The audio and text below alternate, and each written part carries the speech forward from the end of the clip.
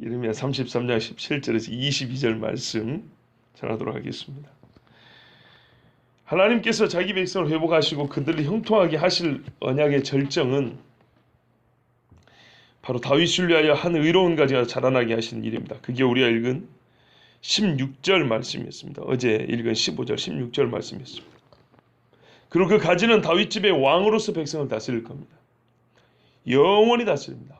말씀이 그렇죠. 영원히 끊어지지 아니할 것이다 그랬어요. 그렇다면 이것은 어떤 한 인물, 위대한 사람이 아니고 바로 예수님을 가리킨다는 걸 우리가 어렵지 않게 알 수 있습니다.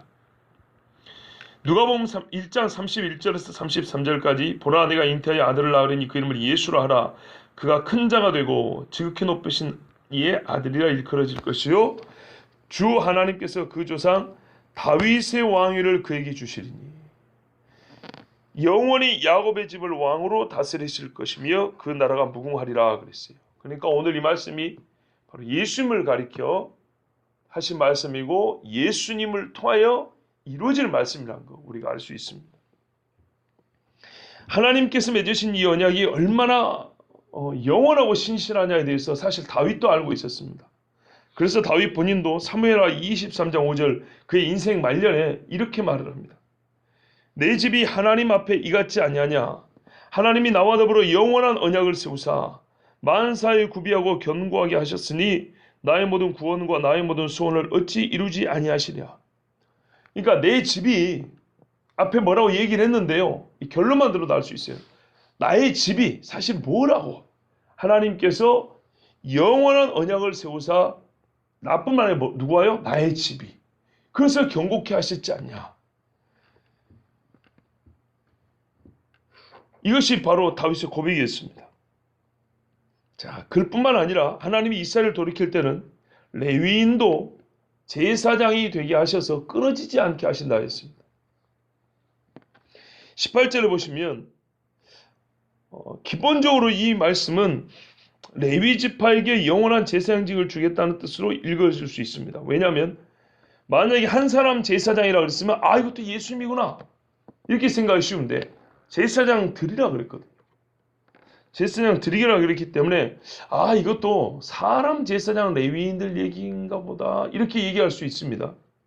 그러니까 앞에 17절은 대번에 예수님 이야기구나 싶은데 18절은 단번에 예수님으로 이야기는 좀 어렵다는 겁니다. 왜냐하면 제사장 드리라 그랬으니까. 자, 하나님께서 제사장들아 즉 레위인과 제사장직을 주겠다는 약속을 했습니다. 레위인들이 그 약속을 깨뜨렸습니다. 말라기 2장 8절을 보면 너희는 옳은 길에서 떠나 많은 사람을 율법에 거스르게 하는도다. 제사장들이 이 짓을 했다는 겁니다. 나 만군의 여호와가 이르노니 너희가 레위의 언약을 깨뜨렸느니라. 깨뜨려졌어요. 그런데 하나님이 이때에도 레위인의 언약 즉 제사장 직분을 지키는 자들이 있었다는 것을 눈여겨보셨어요.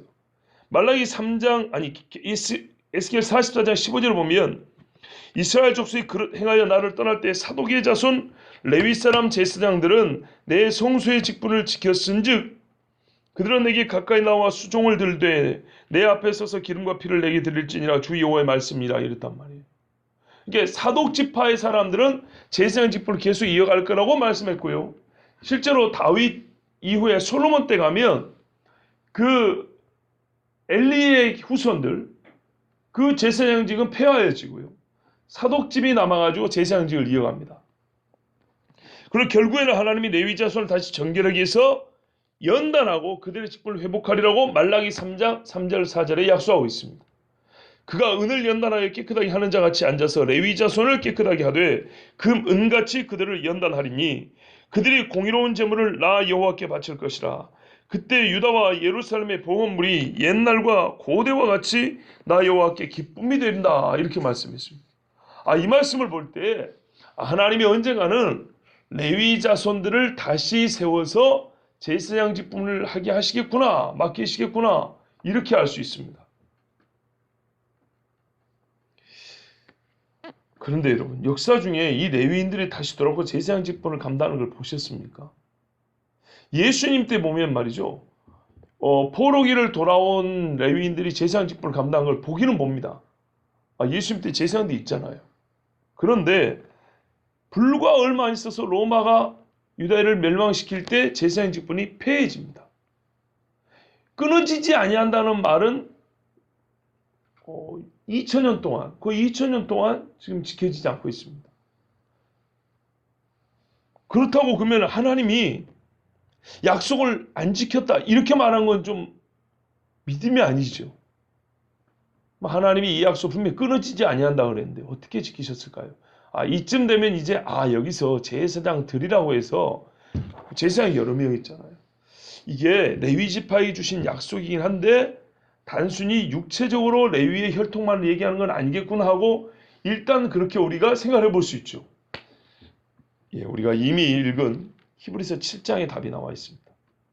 제가 잠깐 읽어드릴게요. 히브리서 7장 11절에서 17절을 보면 레위 계통의 제사 직분으로 말미암아 온전함을 얻을 수 있었으면 어찌하여 아론의 반차를 따르지 않고 멜기세덱의 반차를 따르는 다른 한 제사장을 세울 필요가 있느냐. 그러니까 하나님이 다른 제사장을 세우는데 레위 혈통으로는 안 되기 때문에 다른 집안에서 제사장을 일으켰다는 겁니다. 아론의 반차가 아닌 레위 지파 아론의 반차 아닌 멜기세덱의 반차를 따른 제사장을 세웠다는 겁니다. 제사 직분이 바뀌어졌은즉 여기 바뀌었다고 되어 있네요. 근데 제사장은 계속 간다 그랬죠. 그럼 이 두 말씀이 조화가 돼야 되지 않겠습니까? 율법도 반드시 바꾸어지리니 이것은 한 사람도 제단 일을 받들지 않는 다른 지파에 속한 자를 가리켜 말한 것이라. 무슨 말이냐면 율법에는 레위 지파가 제사장직을 감당한다 그랬거든요. 근데 제사장이 있긴 한데 다른 집에서 왔다 하잖아요. 그럼 무슨 말이냐면 율법의 본질이 바뀌었다기보다는 율법에서 말한 그러니까 제사장이 필요하다, 중보자가 필요하다는 게 바뀐 게 아니라 이 집에서 그 중보자를 맡는다는 것이 바뀌어서 이제 저 집에서 그 중보자의 직분을 맡는다 이 말입니다. 그 집이 어느 집이냐 했더니 우리 주께서는 유다로부터 나신 것이 분명하도다. 이 지파에는, 이 유다의 지파에는 모세가 제사장들에 관하여 말한 것이 하나도 없고 율법에 유다 지파에게는 제사 직분에 관하여 말한 게 없어요. 레위 지파에만 말한 게 있지. 그렇죠? 그러니까 지금 이 말이에요. 제사 직분이 바뀌었단 말은 율법이 제사 직분을 말하고 있는데 제사 직분이 바뀌었단 말은 이 부분에 대해서 우리는 율법이 다른 법으로 바뀌었다는 것을 봐야 된다는 얘기죠. 중보자가 필요한 건 똑같은데 그 중보자의 모형은 아론 집이 감당했지만 실체는 아론 집으로 안 된다는 겁니다. 누구 집이 감당을 했어요? 유다 집이 감당을 했다는 거예요. 유다 집이. 멜기세덱과 같은 별다른 한 제사장이 일한 것을 보니 더욱 분명하도다. 그런데 멜기세덱과 같은 성격의 제사장이랍니다. 유다 집에서 났는데 멜기세덱과 같답니다. 그는 육신에 속한 한 계명의 법을 따르지 않냐고 오직 불멸의 생명의 능력을 따라 되었으니 증언하기를 네가 영원히 멜기세덱의 반차를 따르는 제사장이라 하였도다. 이건 우리 히브리서 강의 때 자세히 본 말씀인데요. 자, 여기서 우리가 눈여볼 것은 멜기세덱과 같은 제사장이다. 우리가 멜기세덱 들을 때 뭘 특징으로 봤냐면요. 왕이면서 제사장이라는 거였어요. 알았다. 그래서 유다 지파구나. 다윗 집이구나. 왕이면서 제사장. 이게 통합이 돼야 되기 때문에 하나님은 제사 직분을 레위 집에서 유다 집으로 바꿨다는 겁니다. 그거를 미리 예표한 이가 멜기세덱이었고요. 그 약속을 받은 이는 다윗이었고요. 맞지요? 예. 그렇게 됐다는 겁니다. 이에 더하여 성경은 이제 그리스도를 믿는 신자들을 또 사도들을 제사장 직분하고 비교하여 우리에게 말해주고 있습니다. 먼저 고린도전서 9장 13절 14절을 보면요. 사도 바울이 오해하지 마세요. 저는 제사장 아닙니다. 절대로. 사도도 아닙니다. 그런데 이렇게 말했어요. 성전의 일을 하는 이들은 성전에서 나는 것을 먹으며 제단에서 섬기는 이들은 제단과 함께 나누는 것을 너희가 알지 못하느냐. 이 이야기를 왜 하냐면요. 사도 직분을 얘기하려고 하는 거예요. 이와 같이 주께서도 복음 전하는 자들이 복음으로 말미암아 살리라 명하셨느니라. 사도들이 뭐라 그러냐면 예수님이 너희가 복음을 전할 때 그 집에서 먹고 마시는 것이 당연하다 이렇게 말했거든. 그러니까 뭐 가져갈 필요 없다 이렇게 말씀하셨어요. 그거를 어디서 그 근거를 끌었냐면 성전에서 일하던 레위인들에게서 끌어온 거예요. 아니 예표에 불과한 레위인들도 그 제사장 직분을 감당한 이들도 성전에서 나는 걸 먹었는데 실체이신 예수님을 증거하는 너희들이 뭐 먹을 걸 걱정하냐. 네 복음을 전하면 나는 당연히 너희들에게 먹을 것을 내가 주마 이렇게 약속했다는 거예요. 그래서 사도 바울은 우리가 남에 가서 그 먹을 거 얻을 권위 없겠느냐. 그러나 때로 너희가 혹시 연약하여 실족할까 싶어서 예를 들면 사도들이 돈이나 축내는 사람으로 보일 것 같아서 내가 자비량으로 할 때가 있다 이 말이었어요. 바울이 맨날 자비량 한 거 아닙니다. 돈 벌고 선교 절대 못합니다. 바울도 보면 어느 교회에서 보내온 성경을 받았다고 막 고맙다는 편지를 쓰고 그래요. 그 일행들이 다 이래서 한 거 아닙니다. 이래서 바울이 하는 말이에요. 사도들도 옛날에 제사장 못지않게 우리도 복음으로 말미암아 먹고 사는 것이 당연하다. 이렇게 얘기를 했단 말이죠. 그러니까 무슨 말이냐면 사도직과 제사장직이 유사하다는 걸 얘기하고 있어요. 왜? 중보의 역할을 그러니까는 옛날에 제사장은 오리란 예수님을 예표했지만 그 그림자를 보여줬지만 사도들은 오신 예수님을 복음을 직접 전해주기 때문에 이렇게 얘기를 했어요. 베드로전서 2장 9절에 보면 우리가 잘 아시는 대로 신자들을 뭐라 그랬습니까? 여기서 특별히 이방인 신자들입니다. 너희는 택하신 족속의 왕같은 제사장이요. 왕같은 제사장. 왕 제사장의 이 연결은 어디서 베드로가 배웠을까요? 바로 예수님의 배웁니다. 그러니까 예수 믿은 사람은 예수님같이 왕과 같은 제사장, 왕이면서 제사장 그런 신분을 받았다. 이렇게 말씀하고 있습니다. 또 계시록 1장 6절에도 보니까 그의 아버지 하나님을 위하여 우리를 나라와 제사장으로 삼으신 그에게 영광과 능력이 세세토록 있기를 원하노라. 아멘. 그랬고요. 계시록 5장 9절 10절에도 환난을 벗어나 나온 신자들에게 그들이 새 노래를 불러 이르되 두루마리를 가지시고 그 인봉을 떼기 합당하시도다. 일찍이 죽임을 당하사 각 족속과 방언과 백성과 나라 가운데서 사람들을 피로 사서 하나님께 드리시고 그들로 우리 하나님 앞에서 나라와 제사장들을 삼으셨으니 그들이 땅에서 왕노릇하리로다 하더라. 아멘. 여기서 보니까 나라와 제사장이면서 왕노릇한다 그랬죠. 제사장들이라 그랬습니다. 이 구원받은 사람들을 제사장들이라 그랬습니다.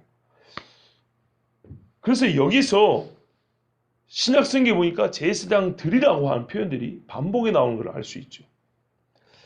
아하, 종합하면 이것입니다. 레위의 제사장이 그 직분이 끊어지지 아니한다 그랬는데 레위 혈통을 통해서만 이게 이루어진 게 아니고 그러니까 뭐냐면 혈통은 바뀌었으나 이 직분이 계속하여 레위인과 같은 그런 정체성을 가진 사람들.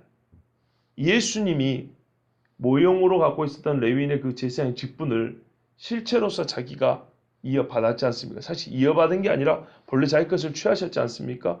그래서 그 뒤를 따르는 사람들은 이제 이 세상 앞에서 제사장적인 사명을 감당하고 있지 않습니까? 우리가 이런 측면에서 혈통은 바뀌었으나 이 제사장 직분이 그대로 감으로써 그러니까 말하면 육신의 혈통이 아니라 영적인 계보에 있어서 레위의 계보를 따른 사람들로 하여금 그 직분을 계속 수행하게 하셔서 끊어지지 않게 하신다는 것을 우리가 알 수 있습니다. 이사야가 이미 이 말씀을 우리에게 예언을 해줬어요. 이사야 66장에 보면 내가 그들의 행위와 사상을 아노라. 때가 이르면 문 나라와 언어가 다른 민족들을 모으리니 그들이 와서 나의 영광을 볼 것이며 내가 그들 가운데서 징조를 세워서 그들 가운데서 도피한 자를 여러 나라 곧 다시스와 뿔과 활을 당기는 룻과 및 두발과 야완과 또 나의 명성을 듣지도 못하고 나의 영광을 보지도 못한 먼 섬들로 보내리니 그들이 나의 영광을 문 나라에 전파하리라. 자, 이렇게 해서 이제 복음이 증거되어 있지 않습니까? 나 여호와가 말하노라. 이스라엘 자손이 예물을 깨끗한 그릇에 담아 여호와의 집에 드림 같이 그들이 이 세상의 열방 그들이 너희 모든 형제를 문 나라에서 나의 성산 예루살렘으로 말과 수레와 교자와 노새와 낙타에 태우다가 여호와께 예물로 드릴 것이요 나는 그 가운데에서 택하여 제사장과 레위인을 삼으리라. 기능적이라면 그냥 제사장을 삼으리라 이러면 돼요. 그런데 혈통이 완전 다른데 이방 나라들이 레위인이 아니잖아요. 그런데 뭐라 그래요? 레위인을 삼으리라 이렇게 말씀했어요. 이게 중요한 겁니다. 여호와의 말이니라. 내가 지을 새하늘과 새 땅이 내 앞에 항상 있는 것 같이 너희 자손과 너희 이름이 항상 있으리라. 여호와의 말이니라. 보세요. 이방인이 와가지고 하나님 앞에 제사장과 레위인의 역할을 하면서 이스라엘 너희 이름은 항상 있을 거다. 너희 자손도 항상 있을 거다. 여호와의 말이니라. 여호와가 말하노라. 매월 초하루와 우리 월삭 들으셨죠? 매 안식일에 모든 혈육이 내 앞에 나와 예배하리라. 아멘. 혈통을 넘어선 레위인들이 하나님의 제사장으로서 계보를 이어나갈 것입니다. 이방인 중에서 택하여 제사장 직분만 행하는 것이 아니라, 그러니까 기능적으로 그런 일을 감당하는 게 아니라 레위인이라는 혈통의 계보를 잇게 하신다고 말씀하셨습니다. 그래서 하나님은 너희, 즉 이스라엘 12지파죠. 너희 자손과 너희 이름이 항상 있으려 하셨으니 끝날에 구원받은 이방인들이 하나님께 나와 제사장과 레위인의 자손과 이름으로 그들의 영적 계보를 이은 이름으로 예배할 것을 우리는 알 수 있습니다. 근데 여기서 한 가지 저는 솔직하게 말하면요. 그렇다면 이방인조차도 그렇게 와가지고 제사장과 레위 된다면 본래 레위 지파 사람들은 그걸 당연히 감당하지 않겠습니까? 그렇다면 끊어지지 아니한 것이죠. 맞지요? 근데 이 말씀이 얼마나 확실한가 하니 우리가 이미 31장 35절 36절에도 들은 바대로 하나님은 다시 한번 낮과 밤의 법칙으로 맹세하십니다. 스스로 자기 맹세하십니다. 20절 보십시오. 낮에 대한 나의 언약과 밤에 대한 나의 언약을 누가 깨뜨리겠느냐? 너희가 깨뜨린다면 그때를 잃게 할 수 있을 것이다. 무슨 말인가요? 밤과 낮의 언약, 그 해와 달을 통하여 낮과 밤을 주관하게 하신 것은 시간의 때를 정하여 주고 그 빛을 비추한 거거든요. 낮의 때만큼 비추고 밤의 때만큼. 그러니까는 해와 달은 그 운행하는 때를 하나님이 언약해 주신 겁니다. 약속을 해준 겁니다. 우리에게는 예수 그리스도의 피를 약속해 주셨죠. 구원을 약속해 주셨죠. 해한테는 네가 움직일 수 있는 때는 여기서부터 여기까지야 하고 이 시간을 약속해 주셨다는 겁니다. 그러니까는 하나님과 해의 언약이 깨뜨려지면 해가 떠 있는 때, 시간이 깨뜨려지는 거예요. 하나님과 달과의 언약이 깨뜨려지면 달이 떠 있는 시간이 달라지는 거예요. 무슨 말씀인지 아시겠죠? 그 말이에요. 아우 재밌습니다. 그 말은 무슨 말이냐면 하나님이 천지하고도 약속을 했다 이런 말이에요. 근데 왜 이 약속이 필요했을까요? 천지 또는 하늘의 광명체들과 한 약속이 우리하고 한 약속과 직결되기 때문입니다. 왜냐하면 우리하고 한 약속을 하나님은 저 해와 달을 별을 보고 깨달으라 그랬잖아요. 징조라 그랬거든요. 그러니까는 양쪽이 서로 응하는 겁니다. 욥기 38장에도 보면 뭐라 그러냐면 하늘의 법칙이 땅에 응한다 이렇게 돼 있거든요. 땅이 움직일 것은 하늘에 따라 움직인다 이렇게 돼 있거든요. 그렇기 때문에 어느 한쪽이 깨지면 나머지 한쪽도 깨지는 겁니다. 그런데 하나님 말씀한 거예요. 저게 깨지냐? 절대 안 깨진다. 저걸 깨진다는 건 어떤 의미냐면 달이 지 맘대로 지고 뜨고 해가 내가 정해준 때 시간에 안 맞게 지 맘대로 왔다리 갔다리 해야 되는 것이다. 근데 그런 적 한 번도 없지 않냐? 규칙적이지 않냐? 그 말은 해와 달과 맺은 나의 언약이 깨지지 않다는 얘기다. 그런데 그 해와 달은 이 땅에 내가 너희와 한 구원의 언약과 직결된 그 언약의 시간표를 정해줬기 때문에 땅에 너희에게 주신 언약도 깨뜨리지 않는다 이런 말이거든요. 그래서 21절에 내 종 다윗에게 세운 언약도 그러잖아요. 언약도 깨뜨려 그의 자리에 앉아 다스릴 아들이 없게 할 수 있겠으며 내가 나를 섬기는 레위인 제사장에게 세운 언약도 파할 수 있으리라. 만약에 해하고 달하고 맺은 시간의 때 그거를 너희들이 잃어버리게 할 수 있다면 그 언약을 깨뜨리게 할 수 있다면 그 언약과 직결되어 있는 다윗하고 레위인하고 한 언약도 깨뜨릴 수 있다고 내가 인정하리라. 그런데 누가 하늘에 올라서 달을 붙잡고 있을 수 있겠냐 이 말이죠. 못 바꾼다는 얘기죠. 그렇다면 아무도 다윗하고 레위인하고 한 언약도 깨뜨리지 못한다 이런 말씀입니다. 그만큼 확실하다는 거죠. 예수님이 그래서 오셨고요. 그 언약은 성취되었습니다. 우리가 이걸 좀 구분할 필요한데 성취되었는데 완성이 아직 아닌 겁니다. 그 완성을 향해 가고 있는 것입니다. 히브리서 때 우리가 다 들은 말씀입니다. 완성. 아직 피조물이 그 발 아래 다 굴복하는 것을 보지 못하고 해와 달이 그 발 아래 굴복하라는 이 명령을 내려졌는데 최종적으로 그때가 되신 것을 우리가 아직 보지는 못하고 이렇게 되어 있는 말씀을 도대체 그때 들은 적이 있습니다. 자, 또 이게 얼마나 확실하냐? 하늘의 만상은 셀 수 없으며 만상이라고 되어 있는데요. 성경대로 하면 군대라고 합니다. 하나님은 하늘의 별들 항상 군대라고 부릅니다. 하늘의 군대를 누가 셀 수 있겠냐? 시편에 보면 그러죠. 하나님은 그 수요를 세시며 이름을 부르시나니. 그래서 제가 한번 흉내 좀 예를 들었죠. 28만 57조 9,532억 1923번째 별 너 이름 A 이리 와봐. 이렇게 부른다니까.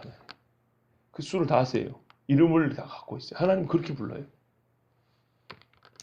그러나 사람은 셀 수 없습니다. 바다의 모래는 사람은 절대로 측량이 불가능합니다. 하나님은 다 측량하고 계십니다. 즉 사람의 이 무능력을 가지고 하나님은 자신이 하실 일에 즉 약속의 완전함을 지금 강조하고 있는 것입니다. 하나님은 하실 수 있는 일이지만 철저히 인간은 못하는 일. 아무리 애를 써도 절대로 못하는 그 일. 그러나 누가 방해도 무조건 이루어지는 반드시 행하시는 하나님의 그 능력을 가지고 이 약속의 확실함을 보증하고 있는 겁니다.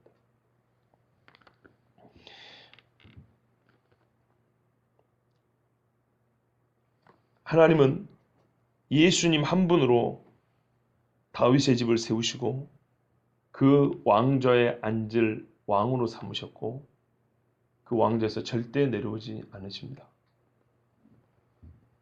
그리고 그 힘의 권능으로 마귀의 권세에서 우리를 자유케 하시고 자기 백성 삼으셨습니다. 그때 하나님은 그냥 단순히 힘으로만 한 게 아니라 죄를 사하는 대가를 치시며 즉 그 아들이 제사장 직분을 감당함으로 우리가 합법적으로 그 자녀된 권세를 누릴 수 있도록 근거를 마련해 주셨습니다.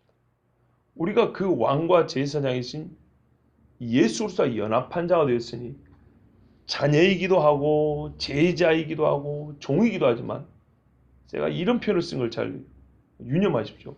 연합이라고 그랬습니다. 연합한 자가 되었으니 성경에는 그 연합을 어떻게 표현하면 신랑과 신부 또 친구라고 말합니다. 그래서 예수님이 이렇게 친구에게 내가 숨기겠느냐 너희는 내보다 더 큰 일도 아니라 이렇게 말씀하고 있죠. 그런 측면에서 즉 본질적으로 우리는 하나님의 동등됨에 이를 수가 없지 않습니까? 우린 피조물이잖아요. 그런데 하나님께서는 참 황송하게도 어떤 측면에서는 예수님과 동등됨을 허락해 주셨는데 그게 뭐냐면 그 계시의 비밀을 아는데 그리고 이 땅에서 복음이 증거되어 예수님 앞으로 다시 사람들 데리고 오는 일에 예수님이 사역하셨잖아요. 그때 이 땅 육체로 사역하셨잖아요. 예수님이 육체로 사역하신 그 육체로 계실 때 그 일만큼은 사람인 우리에게도 똑같이 그 일을 하게 해주셨고 예수님 본인의 약속은 나보다 더 큰 일도 하리니 이래서 예수님이 걸어다닌 그 땅보다 더 넓은 땅을 다니면서 더 많은 사람들에게 직접 복음을 전해서 돌아오게 하신다고 말씀했어요. 근데 이때 그냥 우리가 사람의 몸으로만 만나면 아무리 복음을 전한다고 돌아오지 않을 것입니다. 그때 우리 주님 뭐라면 내가 너희와 함께 한다고 그랬어요. 연합이죠. 그럼 함께 할 때 나타나는 성령의 권능이 나타나죠. 왕의 권세가 나타납니다. 그리고 어떻게 해요? 중매한다 그랬죠. 중보자의 역할을 감당해야 합니다. 그 능력으로 왕의 능력으로 대사로서 왕이 대사로서 왕권을 행사하고 그래서 어떻게 해요? 그 피를 소개해 주죠. 예수님의 공로를 소개해 주죠. 그분을 만나게 해주죠. 그래서 왕 같은 제사장으로 우리가 사역을 할 수 있도록, 살아갈 수 있도록 우리 주님이 우리에게 큰 은혜를 베풀어 주셨고요. 그 직무를 감당하면서 오늘 이 말씀을 보니 아하, 과연 하나님은 하신 말씀대로 주신 언약대로 성취하셨구나. 신실하신 하나님이라 우리가 이렇게 찬송하게 되었습니다. 여러분, 그러나 우리가 지금 하고 있는 일은 참 미약하기 그지없습니다. 그래서 우리는 이런 귀한 하나님의 언약, 이 언약은 좀 표현이 그렇지만 우리가 지금 하고 있는 것 같은 이렇게 겨우 수행하는 이 정도를 하나님이 바라보고 이렇게 어마어마한 말씀을 약속하는 아니겠죠. 좀 더 적극적이고 좀 더 폭이 넓고 좀 더 강력하게 일을 할 수 있도록 도와주신 거 아니겠습니까? 아니 허락하신 거 아니겠습니까? 그런데 우리는 이 큰 언약을 받고서도 받았는데도 그에 정말 턱없이 못 미치는 그런 삶을 살고 있다는 것을 인정하지 않을 수 없습니다. 그래서 우리는 날마다 회개해야 하고요. 주께서 더 큰 능력으로 함께해 주시기를 간구해야 합니다. 그리고 때가 되면은 이제 곧 가까웠다고 보는데요. 머지않아 아마 주님 오시기 전에 한 번쯤은 강력하게 성령의 역사가 저 이스라엘 아마 도드라지게 나타날 것이고요. 물론 여러 어려움과 함께 그 일이 있을 거라는 것을 우리는 이미 알고 있습니다. 우리에게도 우리나라 전체 옛날에 평양에서 일어났던 것처럼 들썩들썩하지 않지만 분명히 하나님의 역사하는 교회들과 각 사람들에게는 정말 전무후무한 하나님의 강력한 성령의 임재가 있어서 복음을 증거함으로 이 말씀이 바로 나를 통하여 성취되는구나. 그것을 확인하는 날이 올 것입니다. 그 날을 기다리며 저는 기도합니다. 여러분도 같이 기도해 주시고요. 기도해 주는 게 아니죠. 같이 기도하셔서 그날의 약속이 다른 사람도 물론 감사하지만 나에게 이 말씀이 성취되기를 원합니다. 기도하겠습니다.